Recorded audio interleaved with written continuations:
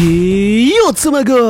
Seperti biasa bagaimana kabar kalian di minggu ini? Semoga para nakama tetap sehat ya dan menjalani segala aktivitas hari ini dengan penuh semangat dan juga kegembiraan. Oke, kali ini Tabungan akan menghadirkan prediksi tentang apa yang bakal terjadi di One Piece chapter 1087. Prediksi kali ini kembali akan berkaitan tentang apa yang terjadi pada flashback lanjutan pelarian dari Sabo dan rencana besar dari Revolusioner untuk melakukan upaya serangan balik ke pemerintah dunia. Tamagon juga akan memprediksikan cerita akan berlanjut menampilkan keadaan dari Pulau Egghead lagi. Ada banyak dugaan liar yang akan terjadi di pulau tersebut dengan datangnya dua orang monster beserta dengan pasukan angkatan laut. Jadi seperti biasa ya, sebelum kita masuk ke dalam pembahasannya, jangan lupa untuk subscribe, like, dan komen untuk bentuk support kalian atas channel ini ke depannya. Jika sudah, terima kasih banyak dan bersiaplah nakama. Tarik jangkar dan mari kita berlayar.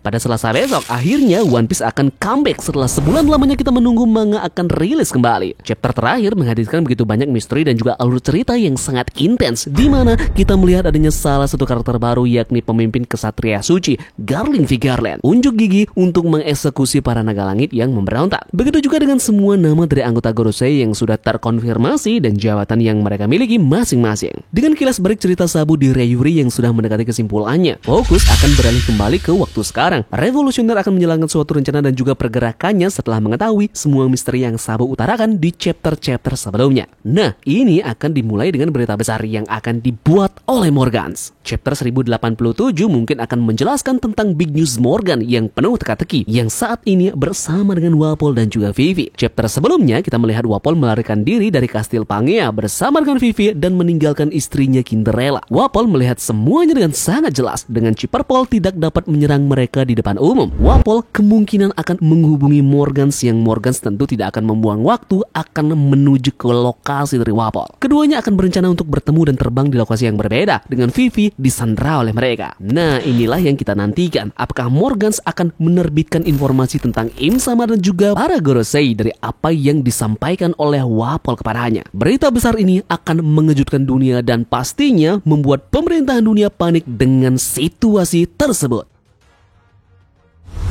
Chapter selanjutnya kemungkinan juga akan menceritakan terjadinya pelarian Sabo dari Kastil Pangea bersama dengan tentara revolusioner yang lainnya. Meski terluka parah, Sabo berhasil meninggalkan Mario Joa, sementara komandan lainnya menyelamatkan Kuma dan kembali ke Pulau Momohiro. Chapter 1087 akan mengungkap detail pelarian dari Sabo dan nasib para budak yang dibebaskan, dengan Laksamana Fujitora mungkin berperan dalam pembebasan mereka. Chapter juga dapat memberikan gambaran kilas balik tentang Im-sama dan juga Gorosei yang meratapi kegagalan mereka menghentikan Sabo dan juga Wapol melarikan diri, menambah ketegangan pada alur cerita nanti. Di One Piece chapter 1087, sorotan kemungkinan besar akan tertuju pada pasukan revolusioner. Sabo telah kembali ke Pulau Momohiro dan berbagai kebenaran tentang kejadian Rayuri tersebut. Kilas balik sebelumnya diakhiri dengan Sabo yang memberitahu Dragon dan juga Ivankov tentang setiap detail yang terjadi. Meskipun langkah mereka selanjutnya tidak terungkap, kita mengetahui bahwa Imu adalah penguasa dunia dan salah satu dari 20 pendiri, dan kemungkinan besar mereka abadi karena kekuatan OP-OP Nomi. Pasukan revolusioner akan memulai rencana mereka dengan mengepung Mario Joa dan para ksatria suci akan segera dikerahkan untuk melawan mereka. Ini berarti chapter-chapter mendatang kita akan melihat perang melawan pemerintahan dunia. Tensinya tentu akan terus meningkat, apalagi dengan karakter seperti Garling V. Garland yang menjadi pusat perhatian. Nah, bicara soal Garling V. Garland, bisa jadi di One Piece chapter 1087 juga akan membahas lebih jauh soal organisasi bernama Holy Knight. Sebelumnya kita mengetahui bahwa ksatria suci ini memiliki kuasa untuk memutuskan hal-hal krusial yang berkaitan dengan konflik antara Tenryubito. Namun, berhubung tentara revolusioner berniat menjadikan Holy Knight ini sebagai musuh, seharusnya Holy Knight juga memiliki kuasa untuk bergerak di luar Mario Joa. Tapi sejauh apa dan dalam kondisi apa Holy Knight bisa akan bertindak? Selain itu, angkatan laut dan juga unit pemerintahan dunia lainnya yang berpengaruh juga akan dapat mengambil tindakan dalam perang dengan revolusioner. Namun, perhatian mereka saat ini terfokus pada ancaman yang lebih besar, yaitu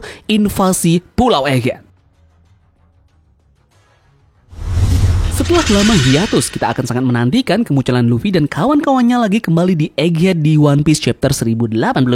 Sudah cukup lama ya sejak Luffy dan krunya terakhir terlihat ketika kebenaran tentang York terungkap. Terakhir kali Oda Sensei menggambar mereka terlibat dalam pertempuran sengit melawan Seraphim Acebeard dan juga S-Hawk dengan Luffy, Zoro, Kaku dan juga Lucci di satu sisi. Kemudian Sanji bertarung melawan S-Hawk di sisi lainnya. Sementara itu Snake berlari bebas dan kelompok Nico Robin menuju laboratorium buah iblis yang ditinggalkan merupakan tempat Vegapunk saat ini ditahan. York adalah pemain kunci dalam peristiwa yang terjadi di Pulau Egghead karena dia telah mengungkapkan keinginannya untuk menjadi naga langit dengan mengkhianati Vegapunk dan pekerjaannya. Namun, sampai sekarang kita masih belum diperlihatkan bagaimana kelanjutan perbincangan Vegapunk dan York ini. Nah, nanti di chapter mendatang kita mungkin akan mendengarkan percakapan York lebih jauh dan bisa saja kita juga akan diperlihatkan rencana York menjadi Tenryubito. Walaupun seandainya tidak melalui mulut York, bisa jadi juga kita akan melihat perbincangan Borsalino alias Kizaru dengan Senja Garcia Saturnus terkait dengan perjanjian York dengan pihak Gorosei. Ingat bahwa Dragon sempat mengatakan bahwa Vegapunk tidak mungkin membuat senjata yang tujuannya hanya untuk membunuh. Jadi mungkin saja karakter York ini yang mendesain ulang mesin pembunuh Mother Flame sehingga bisa digunakan sebagai senjata atas permintaan Gorosei. Nah, selain itu, One Piece Chapter 1087 mungkin menampilkan kedatangan dari kapal Kurohige yang kemungkinan besar membawa Katarina Devon dan juga Laffy di dalamnya. Keterlibatan karakter-karakter ini dalam alur cerita Pulau Egghead pasti akan benar-benar menarik karena bajak laut Blackbeard dikenal karena sifat oportunistik mereka atau mencari kepentingan pribadi atau diri sendiri dengan menggunakan tipu daya muslihat.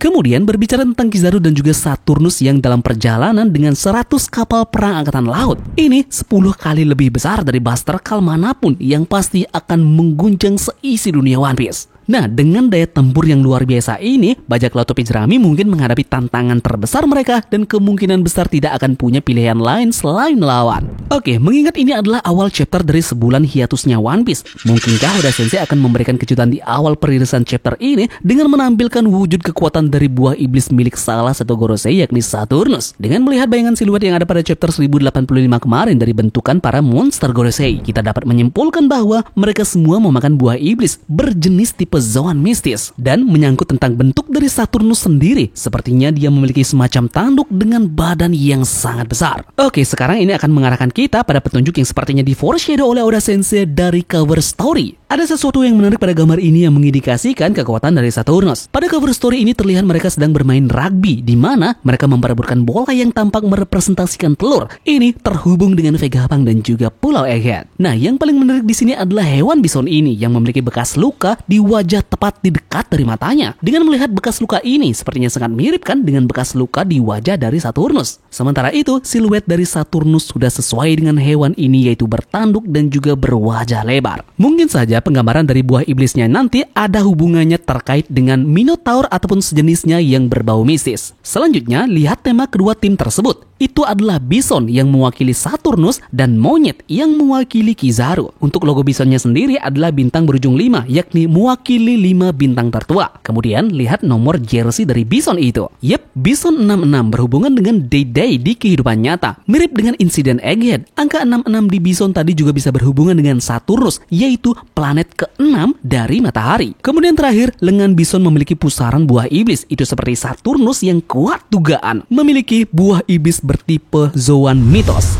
Well, jadi cukup sekian untuk prediksi One Piece Chapter 1087 ala Tamagon kali ini. Jika kalian punya pendapat lain, maka jangan sungkan untuk membagikannya di kolom komentar ya. Mohon maaf bila ada analisis yang berlebihan maupun kata-kata yang membuat kalian tidak nyaman. Semoga analisis dalam prediksi One Piece Chapter 1087 ini membuat kalian terhibur. Sampai jumpa di pulau selanjutnya. Sekian dari Tamagon dan turunkan jangkar. Mari kita berlabuh.